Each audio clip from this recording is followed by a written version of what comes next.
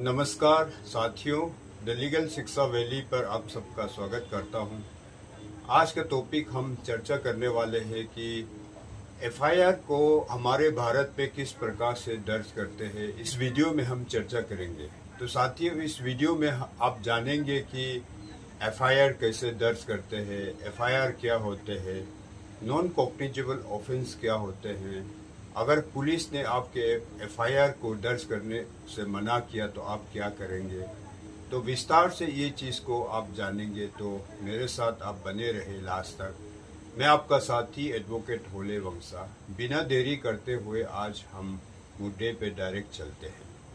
FIR जो है first information report, यानी कि ये ऑफिशियल डॉक्यूमेंट जो पुलिस के जरिए से तैयार करता है, जहां कॉग्निजेबल ऑफेंस का होने का अगर इंफॉर्मेशन पुलिस को रिसीव होते हैं, जहां की पुलिस जो है बिना वारंट के किसी व्यक्ति को भी इस प्रकार का अगर ऑफेंस होते हैं तो गिरफ्तार कर सकते हैं।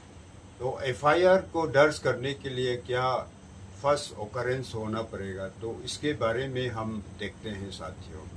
तो ऑकरेंस ऑफ कॉग्निजेबल ऑफेंस, यानी कि एफआईआर दर्ज करने के लिए मेन जो है कोई घटना, कोई एक्सीडेंट, किसी का जैसा एग्जाम्पल किसी का मर्डर होना, किसी को रेप करना, रॉबरी होना, किडनैपिंग होना या साइबर फ्रॉड जैसे क्राइम अगर होते हैं तो उसमें जो है आप एफआईआर को लॉन्च करते हैं। तो साथियों, एफआईआर को मेनली गवर्न करते हैं सेक्शन 173 बीएनएसएस के अंदर। तो ये बहुत ही इम्पोर्टेंट सेक्शन है जो डिटेल में जो एफआईआर के बारे में किस प्रकार से एफआईआर दर्ज करना है, एफआईआर दर्ज करने के बाद क्या होगा, ये चीज़ सारा डिटेल जो है इस सेक्शन में पाया जाता है। तो साथियों, कोई भी अगर एफआईआर को दर्ज करना है तो उसमें क्राइम होना बहुत ज़रूरी है, जैसा कि ऑकरेंस ऑफ कॉग्निजेबल ऑफेंस, यानी कि उसमें कोई कॉग्निजेबल का ऑफेंस होना जरूरी है। जैसा कि हीनियस क्राइम जहाँ है वहाँ पर जो है ये कॉग्निजेबल ऑफेंस के अंदर जो है एफआईआर दर्ज होते हैं। तो इसमें इस प्रकार का अगर घटना होता है तो इसमें देरी नहीं करना चाहिए, तुरंत ही पुलिस स्टेशन पहुँचे, चाहे वो आप विक्टिम हो या विटनेस। तो आप जो है पुलिस स्टेशन पर ओरली बता के भी आप दर्ज कर सकते हैं कंप्लेंट को, और नहीं तो लिख करके रेडीमेड जो एफआईआर होते हैं उसको ले करके भी आप ऑफिसर इंचार्ज या एसएचओ के पास पहुंचना चाहिए। उस एफआईआर पर जो है एक्यूरेटली जो घटना हुआ है उसको इंश्योर करें कि आप उसमें क्लियरली जो है मेंशन किया है।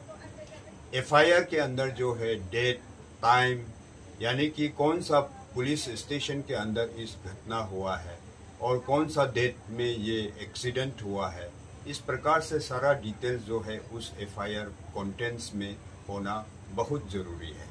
और साथियों, एफआईआर को जितने भी जल्दी हो सके, कई इस तरह का अगर ऑफेंस होता है तो तुरंत ही लॉन्च करना होता है। बीएनएसएस के अंदर जो है इलेक्ट्रॉनिक माध्यम से भी आप जो है एफआईआर को दर्ज कर सकते हैं, यानी कि ऑनलाइन एफआईआर का भी प्रोविजंस है हमारे बीएनएसएस के अंदर, उसे लीगली उसे रिकॉग्नाइज किया है। लेकिन यह है कि आप 3 दिन के अंदर उसे उस जुरिडिक्शन, उस पुलिस स्टेशन पे जाके आपको वो एफआईआर जो आप ऑनलाइन से सबमिट किया है या फाइल किया है उसे ऑथेंटिसिटी बनाने के लिए उसे साइन करना होता है। उसके बाद साथियों, ऑफिसर इंचार्ज या एसएचओ जो है आपने जो जिस प्रकार का भी आपने एफआईआर को लेकर आया उसे रिकॉर्ड करते हैं, यानी कि उसे चढ़ाते हैं, एफआईआर दर्ज हो जाते हैं।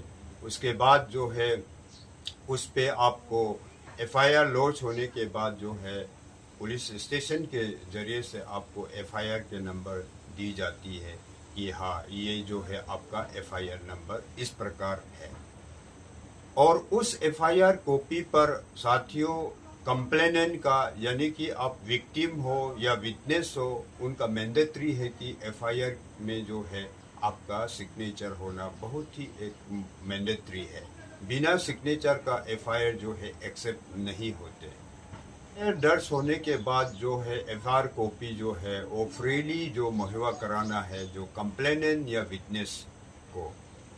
इसके बाद जो है इन्वेस्टिगेशन शुरू करते हैं, यानी कि आईओ यानी कि इन्वेस्टिगेशन ऑफिसर जो है उस घटना के जो स्पॉट प्लेस ऑफ ऑकरेंस पर विजिट करते हैं, वहाँ से एविडेंस कलेक्ट करते हैं, वहाँ पर जितने भी विटनेसेस से आस पड़ोस के वहाँ से स्टेटमेंट जो है रिकॉर्ड करते हैं, और जितने भी रिलेवेंस डॉक्यूमेंट अगर उस स्पॉट पर मिले तो उसे सीज करते हैं।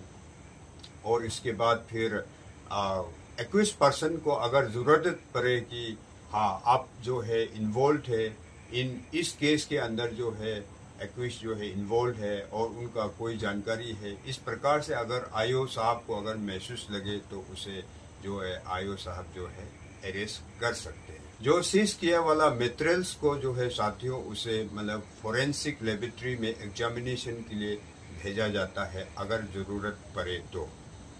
साथियों, जीरो एफआईआर क्या चीज़ है? जीरो एफआईआर जो है नया एक प्रोविजंस जो बीएनएसएस के अंदर लाए गए हैं।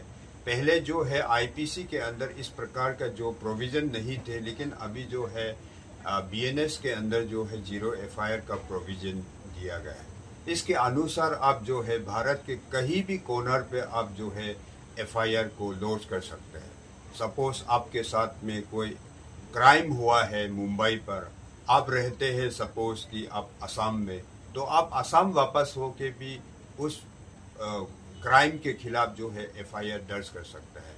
जब आपका एफआईआर दर्ज होगा तो उस एफआईआर को क्लैप करके फिर उसे ट्रांसफ़र कराया जाता है। जो क्राइम जहां पर जुरिडिक्शन है, क्राइम जहां पर हुआ है, उस पुलिस स्टेशन पर उसको जो है ट्रांसफ़र कराते हैं। तो वहाँ के पुलिस जो है उस क्राइम के अगेंस्ट जो है इन्वेस्टिगेशन शुरू करते हैं। अगर आपके एफआईआर को लॉन्च करने से अगर पुलिस मना करते हैं तो उस कंडीशन में आपको क्या करना चाहिए? तो साथियों, आप जो है आपको इस कंडीशन में जो है आपको आपके एफआईआर कॉपी को लेकर आप पुलिस के जो सुपरिटेंडेंट ऑफ पुलिस उनसे मिलना चाहिए और उनसे ऑफिशियली मिलकर के उन्हें बोलना है कि मेरे क्षेत्र में या मेरे साथ इस प्रकार का जो क्राइम हुआ है और मैं उसके खिलाफ जो है एफआईआर लॉन्च करने के लिए चाह रहा हूँ, लेकिन फलाना पुलिस स्टेशन जो है मेरे साथ नहीं दे रहे हैं, मुझे कोऑपरेट नहीं कर रहा है और मुझे जो है एफआईआर दर्ज करने से मना कर रहा है। अगर एसपी साहब से भी नहीं होते हैं तो उनके ऊपर वाला जैसा डीआईजी लेवल तक भी आप जा सकते हैं, उनको भी ये सेम कॉपी जो सेम एफआईआर कॉपी जो है आप दे सकते हैं और उनसे दरख्वास्त कर सकते हैं कि इस प्रकार का जो क्राइम हुआ है उसके अगेंस्ट जो एफआईआर जो है लॉन्च किया जाए।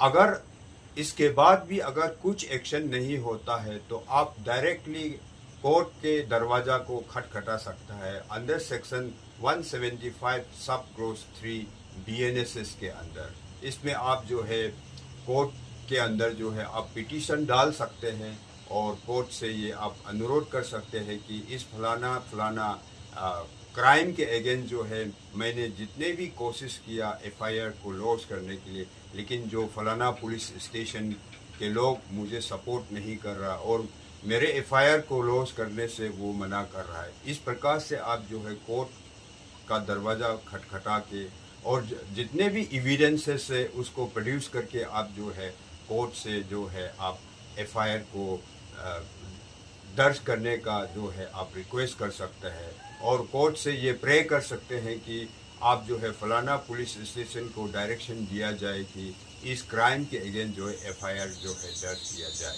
और साथियों, जानते हैं हम कॉग्निजेबल और नॉन कॉग्निजेबल ऑफेंस के बारे में। ये क्या चीज़ है कि कॉग्निजेबल ऑफेंस यानी कि जो सीरियस नेचर के जो क्राइम होते हैं उसे हम कॉग्निजेबल ऑफेंस कहेंगे, जैसा कि मर्डर, रेप, रॉबरी, डकैती, साइबर फ्रॉड, वो जो है कॉग्निजेबल ऑफेंस कहे जाता है। नॉन कॉग्निजेबल ऑफेंस जो है कम श्रेणी के जो क्राइम होते हैं उसे नॉन कॉग्निजेबल ऑफेंस के नाम से जाना जाता है। जैसे किसी को थप्पड़ मारना या किसी के अगेंस्ट जो है आप डिफेमेटरी वर्ड्स बता देना, इस प्रकार का छोटे मोटे क्राइम हैं, उसे कहते हैं नॉन कॉग्निजेबल ऑफेंस। तो साथियों, इस प्रकार से हमारे भारत में एफआईआर का लॉन्च करते हैं। एफआईआर को लॉन्च करने का प्रोसेस जो है इस प्रकार से चलते हैं। तो मुझे उम्मीद है कि इस वीडियो से आपको कुछ न कुछ जानकारी ज़रूर मिले होंगे। तो प्लीज़ मेरे इस चैनल को सब्सक्राइब कीजिए, लाइक कीजिए, कमेंट कीजिए और मिलते हैं नेक्स्ट वीडियो पर। Till then, bye bye, thank you.